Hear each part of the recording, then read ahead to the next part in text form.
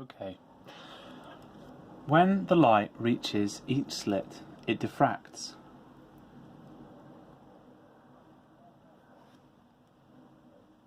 Spell that wrong. The same as it diffracted here. It's exactly the same process. This behaves a bit like a single slit on its own, but a special thing happens because there's two of them. So first of all, let's consider the light from here would diffract out. That means spread out as a result of going through a gap. And the light from here would diffract outwards. In this region here, you'll see that light diffracted from both slits can overlap. So in this region, we get overlap. And that causes interference.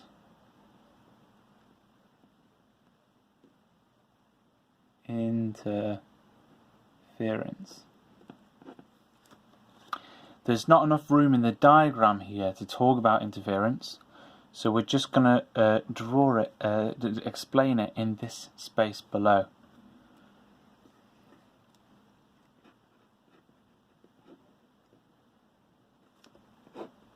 So there's two kinds of interference that we're going to talk about, and the other, so one is constructive and one is destructive interference. But in order for us to understand those, we need to add a little bit more to this diagram. First of all, I'm going to add a screen. So this is just drawn as a line. We'll label it screen. Now, these two slits are often pretty close together, but the screen needs to be much further apart. So I'm going to label that distance here. It's given the symbol D, and it's got to be at least 2 meters. That's something that you'd want to mention in any description of a practical.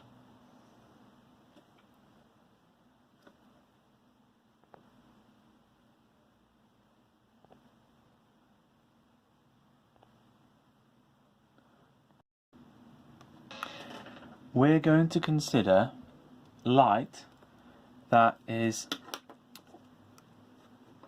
diffracted. So light will be diffracted in these directions. We're going to consider a particular ray of light, and that ray of light is going to be diffracted from this one in this direction, and from this one it's going to be diffracted like that.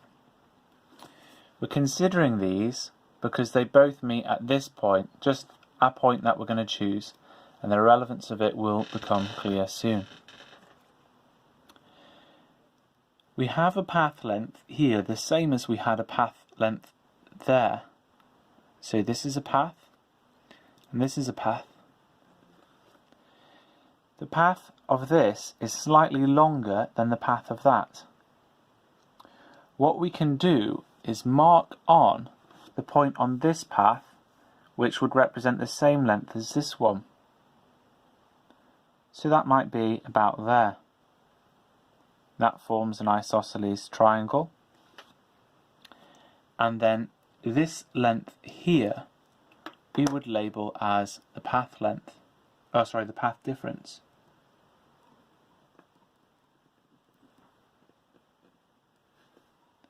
That's that distance there. Okay.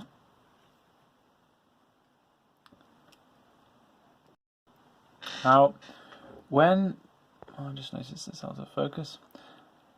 When the path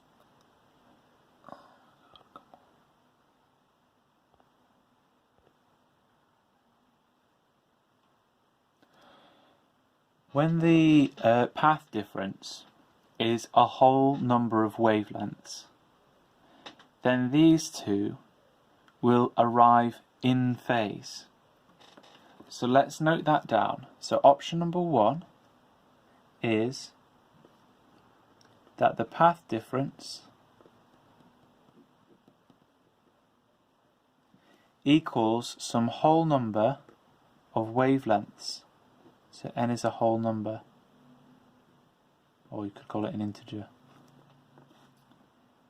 And that means that the waves arrive in phase. Waves meet screen in phase. And that means, what does it mean if they are in phase? It means the crest from one wave will arrive at the same time as the crest from another, and then they'll trough at the same time as well. So we could say the crests overlap, or we could say the troughs overlap.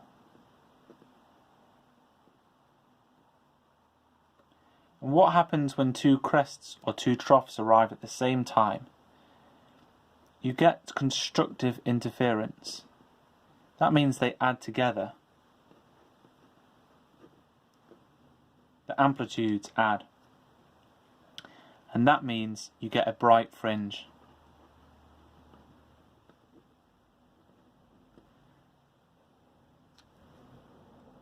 And so we'd expect in a place where the path difference is equal to n lambda, a whole number of wavelengths, then we would get a bright fringe in this position. And a bit further along, something different would happen. We would get a path difference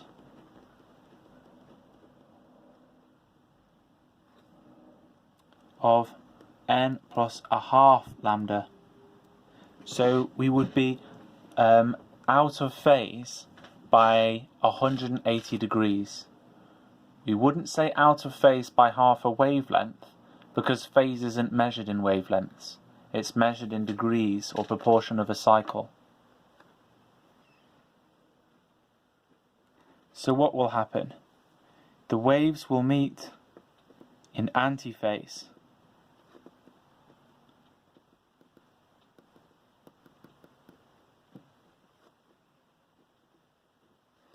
And that means that a crest would overlap with a trough, and then vice versa.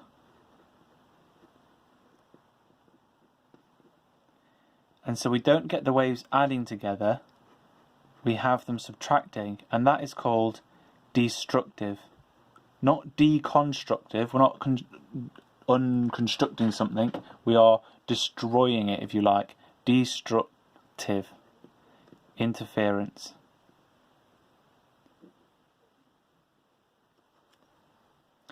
And that produces a dark fringe.